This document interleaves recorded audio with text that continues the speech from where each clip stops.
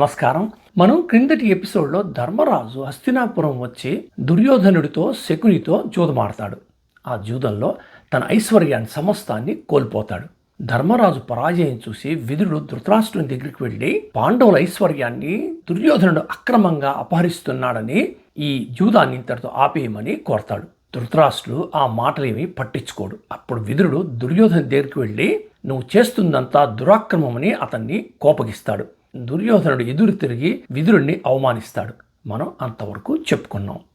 ఇప్పటి వరకు జరిగిన జూదంలో ధర్మరాజు తన సమస్త ఐశ్వర్యాన్ని కోల్పోతాడు. శకుని ధర్మరాజు వంక చూస్తూ చంద్రవంశాధీశ్వర అంటే చంద్రవంశంలో గొప్పవాడైన వాడా అని ఎద్దేవా చేస్తున్న ధోరణిలో సంబోధిస్తూ ఇంక నీ దగ్గర ఐశ్వర్యమేమీ లేదు, అంతా పోగొట్టుకున్నావు. నీవు ముందుగా నీ దగ్గర ఏముందో చెప్తే తప్ప ఇంక నేను జూదమాడను, ఇంక నీతో మాట్లాడి ప్రయోజనమేమీ లేదు అని ఆ పాచికల్నే కింద పడేస్తాడు. శకుని రెండవసారి ధర్మరాజు అహం మీద దెబ్బ కొట్టాడు. ఆ అధిక్షేపణ ధర్మరాజుకి శూలల్లాగా గుచ్చుకుంది హృదయం మీద. రోషంగా మళ్ళీ పందెం కాశాడు. ఈసారి దేవ బ్రాహ్మణ మాన్యాలు తప్ప మిగిలిన ధరణీతలమంతా పణంగా పెడతాడు.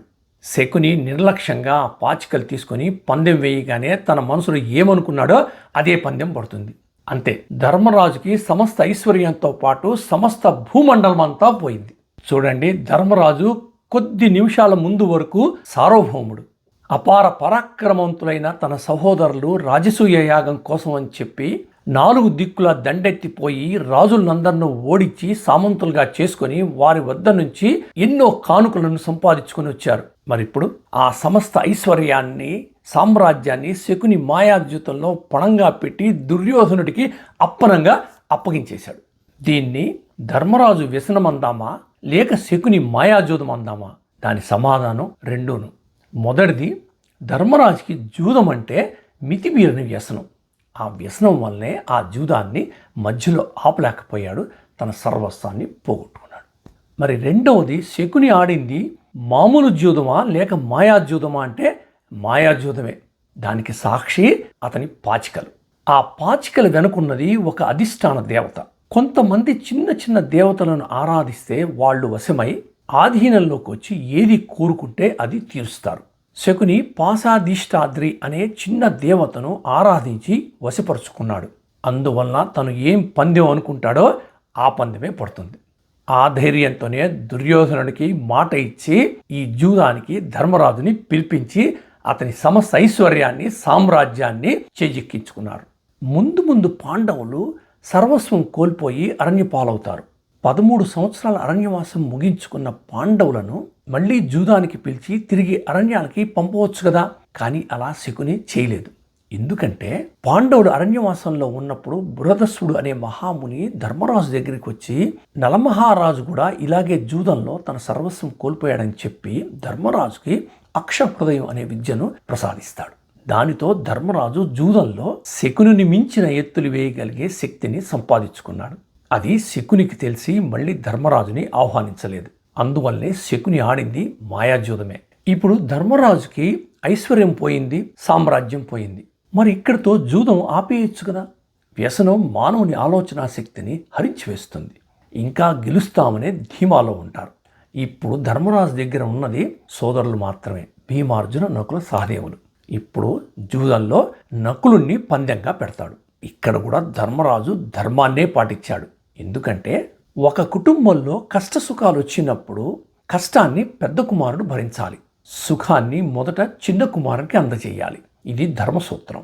ఇక్కడ పాండవులలో ధర్మరాజు, భీముడు, అర్జునుడు కుంతీ కుమారులు, నకులుడు, సహదేవుడు మాద్రీ కుమారులు. కుంతీ కుమారులలో అగ్రగణ్యుడైన ధర్మరాజు ఆల్రెడీ జూదంలో ఉన్నాడు, ఆడుతున్నాడు. అందువల్ల మాద్రి పెద్ద కుమారుడైన నకులుణ్ణి పందెంగా పెట్టాడు. శకుని పాచికలు వేశాడు, మామూలే. శకునే గెలిచాడు. ధర్మరాజు నకులుణ్ణి పోగొట్టుకున్నాడు.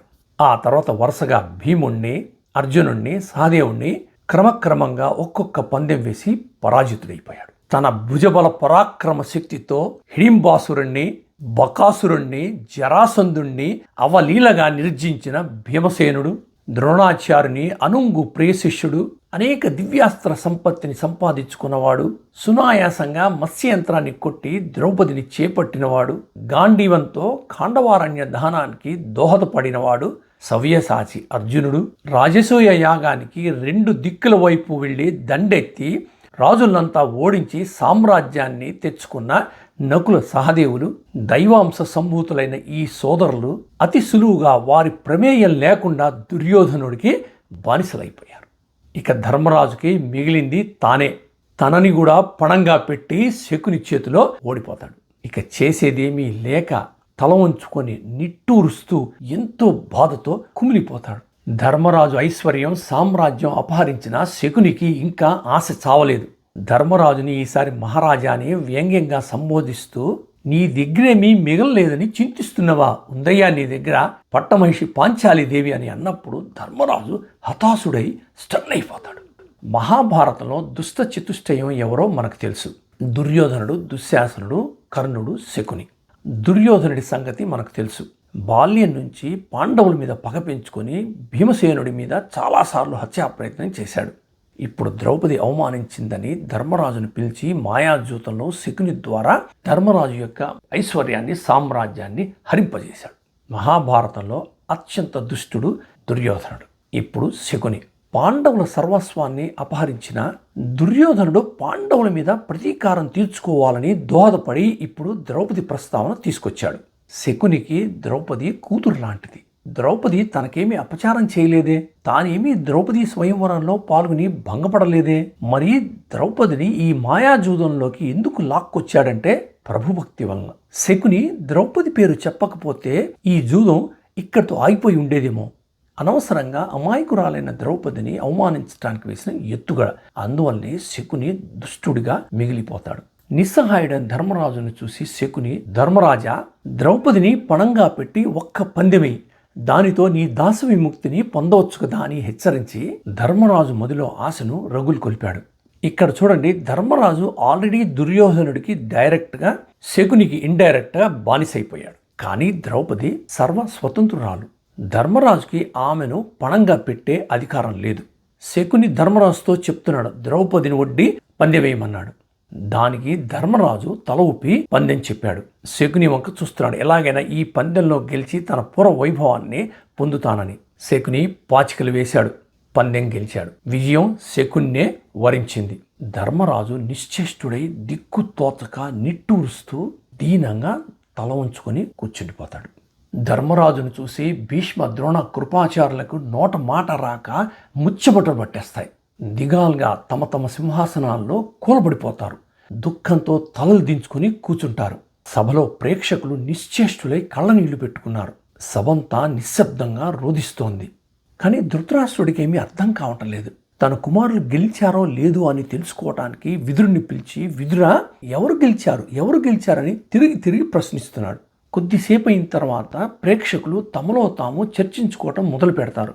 వారి ప్రసంగాలతో, ఆహాకారాలతో ఆ సభామందిరం ఒక్కసారి భయంకరమైన శబ్దంతో ప్రతిధ్వనిస్తుంది. కర్ణ, దుశ్శాసన, సైంధవులు ఒకరినొకరు చూసుకొని వాళ్ళలో వాళ్ళు కలకల నవ్వుతున్నారు.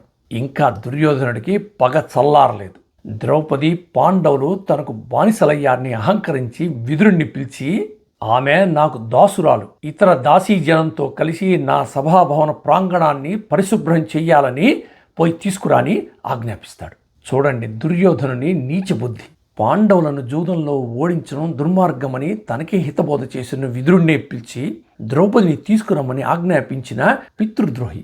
అది విని విదురుడు అగ్నిగుండంలాగా మండిపడి కోపంతో అధిక్షేపించి, మూర్ఖుడా, ద్రౌపదిని రమ్మనమనటంతో నీ మెడకు ఉరిని నీవే బిగించుకుంటున్నావు. విషసర్పాలు నీ తల మీద బుసలు కొడుతున్నాయి. వాటిని భయంకరంగా రెచ్చగొట్టి మృత్యుముహంలోకి ప్రవేశిస్తున్నావు. నీవు జింక లాంటివాడే, కానీ పులులను కవ్విస్తున్నావు. పాంచాలీదేవి నీ దాసురాలు కాదు. తనను తాను పణంగా పెట్టుకుని ఓడిపోయిన ధర్మరాజుకు ద్రౌపదిని ఒడ్డి ఓడిపోవటానికి అధికారమేమీ లేదని నేను భావిస్తున్నాను. నీ సహోదరులైన పాండవుల ఐశ్వర్యాన్ని అపహరించినందుకు సర్వనాశనం అయిపోతావు. నీకిది శ్రేయస్కరం కాదు. ఈ ధరణీతల సామ్రాజ్యానికే పట్టమహిషి కాదగిన పాంచాలీ దేవినిలా అవమానింపవలనని నిశ్చయించావే. ఆ మహారాజకుమారి అంతటి దిక్కులేని దీనురాలనుకున్నావా? ఆమెకు రక్షణ లేదనుకుంటున్నావా అంటూ సభను ఉద్దేశిస్తూ, ఆహా, ధృతరాష్ట్రుని పెద్ద కుమారుడు నా మాటను పెడచెవిని పెట్టి ఈసడిస్తున్నాడు, దీనివల్ల కౌరవులందరికీ పెనుప్రళయం సంభవించగలదు అని ఆక్రోశించాడు. దుర్యోధనుడు విదురుని మాటలు విని మదగర్వంతో అహంకరించి మహాధర్మవేత్త విదురుణ్ణి గడ్డిపోచవలే భావించి దూషిస్తాడు. కొద్ది దూరంలో నుంచున్న ప్రాతికామి అనే సేవకుణ్ణి పిలిచి, ఈ విదుడు పాండుకుమారుల పేరు చెప్తేనే గజగజలాడిపోతున్నాడు, మాటిమాటికి నన్ను దూషిస్తున్నాడు, నీవే పోయి ఆ ద్రౌపదిని తీసుకురమ్మనమని ఆజ్ఞాపిస్తాడు. బలహీనమైన సేవకులను ఆడవారి అంతఃపురంలోకి కబురు చేయటానికి వాడుకుంటారు. అలాంటి వాడే ప్రాతికామి. ఆ సేవకుడు బయలుదేరి భయంగా సింహం గుహలోకి వెడుతున్నట్లు ఆ అంతఃపురంలోకి ప్రవేశించి ద్రౌపది దగ్గరికి వెళ్ళి, అమ్మా, జూద వ్యసనంతో మునిగిపోయిన ధర్మరాజుతో దుర్యోధనుడు జూదమాడి ఒక పందెంలో నిన్ను గెలుచుకున్నాడు. నీవు దుర్యోధనునికి దాసివయ్యావు. నీవిక ధృతరాష్ట్రుని భవనంలో పరిచారికలాగా పనిచేయాల్సి ఉంటుంది. నేను నిన్నక్కడికి తీసుకువెళ్ళాలని ఇక్కడికి వచ్చాను. ఇక నీవు నాతో రావలేను అని అన్నప్పుడు ద్రౌపది నిశ్చేష్టురాలై ఒక్క క్షణం ఆలోచించి యుక్తాయుక్త వివేచనతో గంభీరంగా అతనితో, ప్రాతికామి, ఏ యుగంలోనైనా భార్యపై పందెం పెట్టి ఓడిన భర్త ఉన్నాడా అని మనం ఎప్పుడైనా విన్నామా? నాకెంతో ఆశ్చర్యం కలగజేస్తోంది. ఆ మహారాజు ముందుగా తాను ఓడిపోయి నన్ను ఓడిపోయాడా, లేక మొట్టమొదట నన్ను ఓడిన తర్వాతే తాను ఓడిపోయాడా? ఇది నీకు తెలిసినా చెప్పాల్సింది, లేని ఎడల నీవే తిరిగి సభకు వెళ్ళి ఆ జూదని ధర్మరాజుని అడిగి అది తెలుసుకుని రావాల్సిందిగా ఆదేశిస్తుంది. ద్రౌపది అడిగిన ప్రశ్న చాలా ప్రసిద్ధి చెందింది. ఎవరైనా ఏదైనా అడిగినప్పుడు మనకేం చెప్పాలో తెలియకపోతే దీన్ని వాడతాం. తానోడి నన్నోడేనా, నన్నోడి తానోడేనా. ప్రాతికామి మారు మాట్లాడకుండా సభాభవనంలోకి ప్రవేశించి సూటిగా ధర్మరాజు దగ్గరికి వెళ్ళి ద్రౌపది అడిగిన ప్రశ్నను అడుగుతాడు. జూదంలో పరాజితుడై తలదించుకొని దీనంగా దుఃఖిస్తున్న ధర్మరాజు అది విని నిరుత్తరుడై రాయిలాగా స్తంభించిపోతాడు. ఇది చూసి దుర్యోధనుడు అహంకారంతో ప్రాతికామితో, ద్రౌపది ఈ సభాభవనంలో అందరి సమక్షంలో నిలిచి ఆ ప్రశ్నను అడగవచ్చు, స్వయంగానే ఈ విషయం ప్రశ్నించవచ్చును, ఆ ధర్మ సందేహం అందరూ వినగలరు, ఈ వెంటనే వెళ్ళి ఆమెను తీసుకురాని ఆజ్ఞాపిస్తాడు.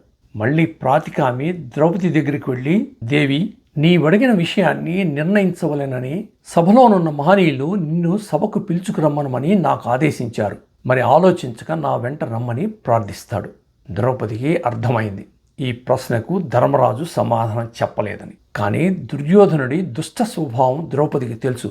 తను రానంటే ఏం చేస్తాడోనని భయంతో గజగజలాడిపోతుంది. జుట్టుముడి బిగించుకొని రజస్వల దోషం వల్ల ఏకవస్త్రం ధరించినా మరి గత్యంతరం లేక ప్రాతికామి వెంట నడుచుకుంటూ వెళ్ళి సభాభవనంలోకి ప్రవేశించి ధృతరాష్ట్రుని పక్కన నిలబడుతుంది. ఇక మన నెక్స్ట్ ఎపిసోడ్లో దుశ్శాసనుడు ద్రౌపదిని జుట్టు పట్టుకుని సభా మధ్యంలోకి ఈడ్చుకుని వస్తాడు. అది చూసి భీమసేనుడు కోపం పట్టలేక ధర్మరాజుని పరుషంగా దూషిస్తాడు. కానీ అర్జునుడు భీమసేనుడికి సర్ది చెప్తాడు. ద్రౌపది అడిగిన ప్రశ్నకు భీష్ముడు తటస్థంగా సమాధానం చెప్తాడు. ఇవన్నీ ఇంక మనం నెక్స్ట్ ఎపిసోడ్లో చూద్దాం. అంతవరకు సెలవు.